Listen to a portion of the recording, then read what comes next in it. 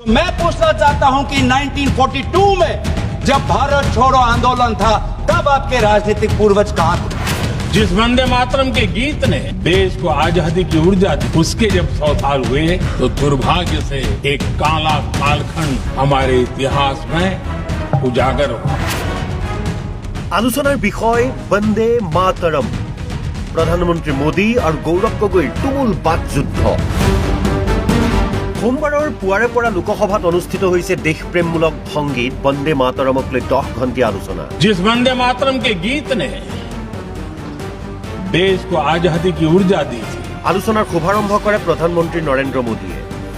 ৰাষ্ট্ৰীয় গীতটিৰ 150 বাৰ্ষিকী উপলক্ষে আয়োজিত এই আলোচনা কালত কংগ্ৰেছৰ বিৰুদ্ধে আক্ৰমণাত্মক হৈ পৰা দেখা গ'ল প্ৰধানমন্ত্ৰী মোদী। वंदे मातरम গীতটিক দুৰ্বল কৰিছিল কংগ্ৰেছে। মুছলিম লীগৰ হেঁচাত কাটি পেলাইছিল গীতটিৰ গুৰুত্বপূৰ্ণ পংক্তি। कांग्रेस ने वंदे मातरम के टुकड़े कर दिए, मुस्लिम लीग के सामने घुटने टेक दिए। 1937 চনত वंदे मातरमক লৈ আপত্তি কৰিছিল মহম্মদ আলী জিন্নাই। জৱাহৰলাল নেহৰুৱে জিন্নাৰ ধমকত চিঠি লিখিছিল সুভাষ চন্দ্ৰ বসুলৈ।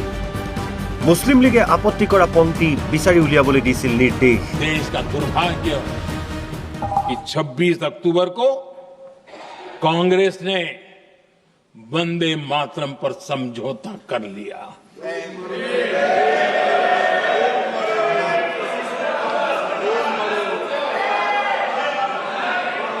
वंदे मातरम के टुकड़े करने के फैसले में वंदे मातरम के टुकड़े कर दिए। उस फैसले के पीछे नकाब ये पहना गया, चोला ये पहना गया, ये तो सामाजिक सद्भाव का काम है। लेकिन इतिहास इस बात का गवाह है कि कांग्रेस ने मुस्लिम लीग के सामने घुटने टेक दिए और मुस्लिम लीग के दबाव में किया। কেৱল এয়াই নহয়, वंदे मातरम গীতটিৰ আত্মাক ভৰিৰে মোহাৰিছিল কংগ্ৰেছে। গীতটিৰ শতবৰ্ষৰ সময়ত ভাৰতত চলি আছিল ইমাৰ্জেন্সি। এই বুলি কটাক্ষ কৰে প্ৰধানমন্ত্ৰী মোদীয়ে। वंदे मातरम का जब 50 वर्ष हुए तब देश गुलामी में जीने के लिए मजबूर था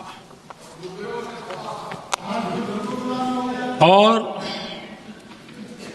वंदे मातरम के 100 साल हुए तब देश आपातकाल की जंजीरों में जकड़ा हुआ था।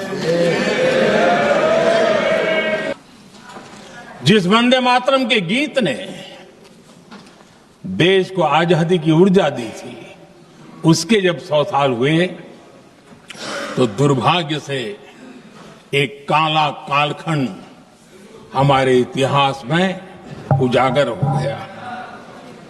ইপিনে প্ৰধানমন্ত্ৰী মোদীৰ এই ক্ষুৰধাৰ আক্ৰমণ সহজে নললে কংগ্ৰেছে। লোকসভাৰ বিৰোধী দলপতি ৰাহুল গান্ধীৰ অনুপস্থিতিত আলোচনাত ভাগ লৈ প্ৰধানমন্ত্ৰীৰ প্ৰতিটো অভিযোগক উভতি ধৰিলে উপদলপতি গৌৰৱ গগৈয়ে। ইংৰাজৰ বিৰুদ্ধে বন্দে মাতৰম গীতটো লিখা হৈছিল। ইংৰাজক ভাৰতৰ পৰা খেদাৰ উদ্দেশ্যৰে লিখা হৈছিল গীতটি। সেই সময়ত বিজেপিৰ ৰাজনৈতিক পূৰ্বজ ক'ত আছিল? आप बार बार वंदे मातरम की आप बात कर रहे थे आदरणीय प्रधानमंत्री जी। वंदे मातरम किस संदर्भ में लिखा गया? ब्रिटिश के विद्रोह में वंदे मातरम का नारा कब लगाते थे? जब हम ब्रिटिश के अंदर हम खौफ पैदा करना चाहते थे। वंदे मातरम का नारा कब लगाते थे? जब हम ब्रिटिश को बताना चाहते थे कि हम डरेंगे नहीं, हम झुकेंगे नहीं।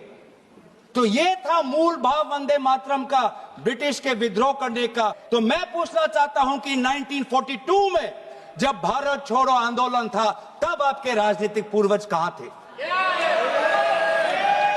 अगर आपको लगता है कि वंदे मातरम के साथ कांग्रेस पार्टी ने उसको दुर्बल करने की एक साजिश की, तो मैं पूछना चाहता हूं कि आपने जब वंदे मातरम का जो मूल उद्देश्य था कि अंग्रेजों भारत छोड़ो, तो उस भारत छोड़ो के आंदोलन में आप लोग कहां थे?